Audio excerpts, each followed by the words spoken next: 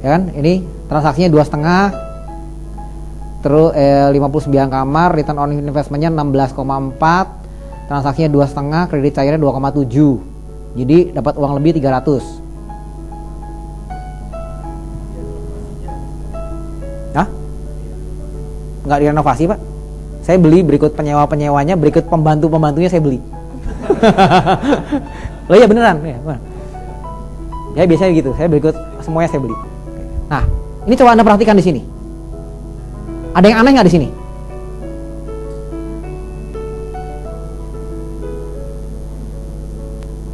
Berapa?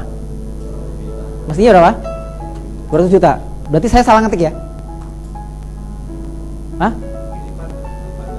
Kok mungkin? Iya betul, Pak Caifung. Jadi saya uang lebih 300 juta dari mana? Ini kan secara matematika kan begini, 2,7 dikurangi 2,5 miliar, 200 kan? Betul. Yang 100 juta dari mana? Uang sewa yang dibayar di muka setahun saya minta semua, 100 juta lebih itu, 113 atau 100 berapa saya lupa. Saya minta semua, jadi dibalikin lagi. Jadi uang lebihnya malah segini. Ya. Jadi kadang-kadang kan orang bilang, kalau di sekolahan 1 tambah 1 2, kalau di lapangan 1 tambah 1 11. Ya ini bukti nyatanya. Nah kan mendingan seperti ini nih. Ini ruko yang saya beli 1,2 nih. Ada beberapa teman kan sudah datang ke sini. Rukonya Pak Oki yang saya bilang dibeli berikut restoran di atasnya. Ini ada restoran nih, restoran ayam goreng nih. Sekarang udah mau di franchise-in dia bilang. Nah ini seperti yang pertanyaan Pak Widodo. Ini cash flow-nya negatif waktu dibeli. Cash flow negatif sehingga dia cash flow positif, tapi dia tidak bisa tanpa DP. Tetap harus ada DP 100 juta. Tapi tetap menguntungkan. Kenapa? Karena dari penghasilan 30 juta ini 30 juta ini dari bisnis restorannya ini, itu profit marginnya itu kurang lebih sebulan dia bilang 6 jutaan bersih. Kalau 6 juta kali 12 berapa? 72. Kenapa nggak bisa ini?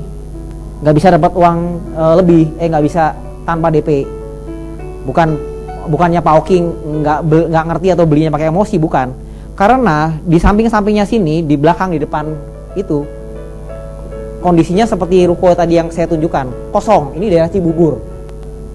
Jadi depan, belakang, kiri, kanan itu banyak ruko dijual juga, banyak spekulan. Sehingga harganya transparan. Nggak bisa ada harga di bawah pasar, sulit. Penilaian bank kelihatan transparan. Sama seperti apartemen. Apartemen juga sulit untuk nggak pakai uang sama sekali. Kenapa? Harganya transparan. Emang cash flow besar.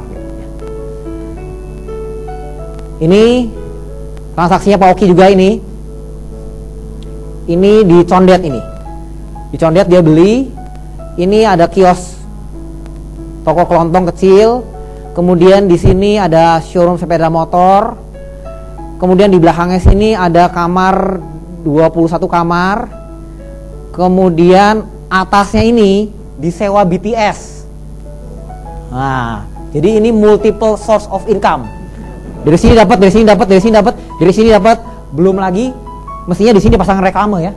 Wah, pasang reklame, billboard gitu. Wah, tambah duit lagi di situ. Jadi ini properti benar-benar produktif. Benar-benar properti cash mesin ini. Ini dia belinya 1,4, kredit cairnya 1,7.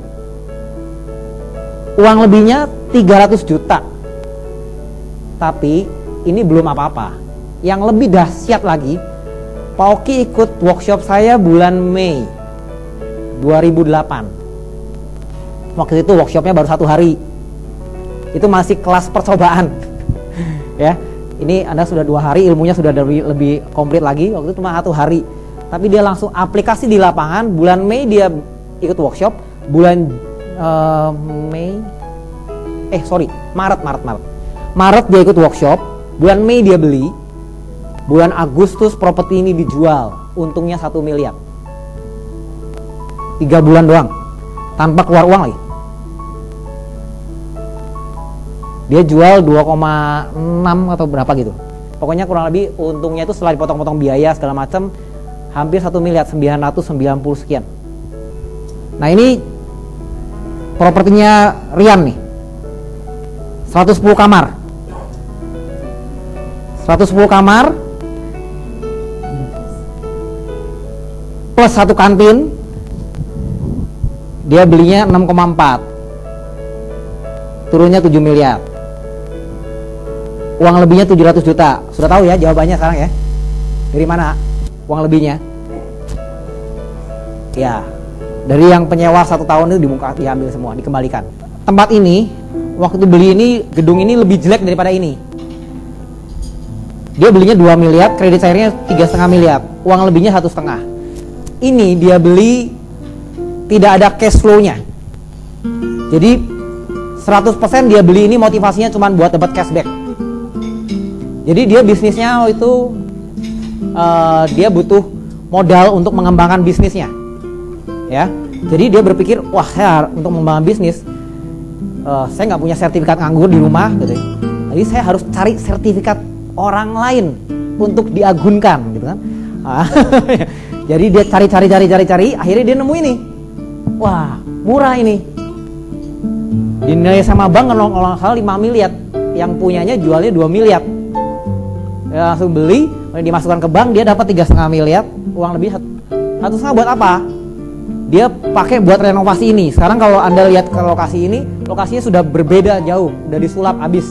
Udah bagus, udah jadi lab kesehatan di situ. Ini diletaknya di daerah Kampung Melayu. Kok tahu Bapak? Pernah lihat ya? Ya, Kampung Melayu. Nah, tidak semua 1,5 dihabiskan di sini. Jadi strateginya adalah, kan cicilannya besar. Strateginya adalah sebagian dipakai buat renovasi, sebagian disisakan buat mencicil, bayar cicilan selama proses renovasi berlangsung sampai usaha ini jalan.